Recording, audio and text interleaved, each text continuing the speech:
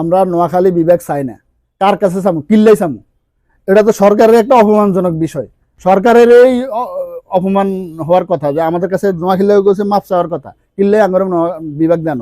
আমরা কিল্লে কোন কোন দিক দিয়ে অভাব আছে, কোন দিক দিয়ে আমাদের বাংলাদেশের ভিতরে এই জেলার কোন দিক দিয়ে আমাদের সমস্যা আছে, কিল্লে দেন সরকার। সরকারের জনে জনে দড়ি দড়ি বল লাগবে যে নোয়াখালী বিভাগ দেন, নোয়াখালী বিভাগ।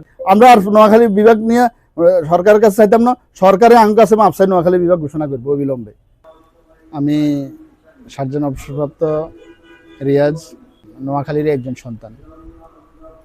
তো আমি প্রথমেই বলবো, আমাদের এই ঐতিহ্যবাহী একটি জেলা, নারিকেল সুপারি সোয়াবিনে ভরপুর একটি জেলা।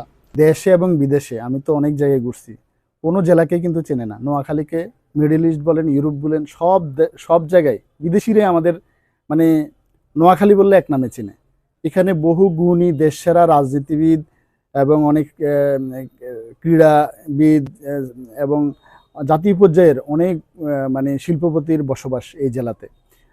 এটা যেমন আয়তনে বৃহৎ, দিন দিন বাড়তেছে এবং সুনাম খ্যাতি সম্পদে ভরপুর একটি জেলা।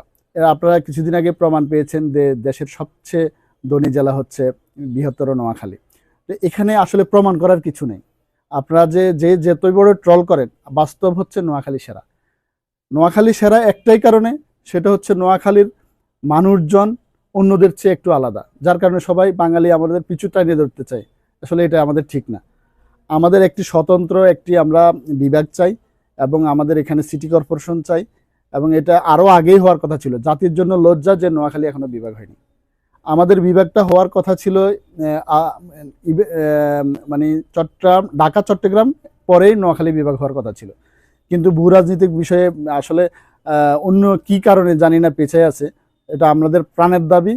আমরা চাই নোয়াখালী বিভাগ হোক এবং অতি সত্বর এটা হোক। কারণ আমাদের এখনো যে উপদেষ্টাতে মাহফুজ সাহেব আছেন উপদেষ্টা, যখনই 10 জনের কোনো কিছু গঠিত হয় বাংলাদেশে, সেখানে একজন নোয়াখালীর থাকে। আপনারা বুঝেন, বাস্তব সত্য কথা। এখানে বিমানবন্দর দরকার আমাদের, তার আগে সিটি কর্পোরেশন প্রয়োজন, এবং আমাদের যে সমস্যাগুলো সরকার এটাকে খুব গভীরভাবে বিবেচনা করে এটাকে জোরালোভাবে আমাদের আহ্বানটা কানে নেওয়ার জন্য আমরা বিনীত অনুরোধ করছি। না হলে আমরা ভবিষ্যতে এটা মানে আন্দোলনের মাধ্যমে আদায় করে নেব।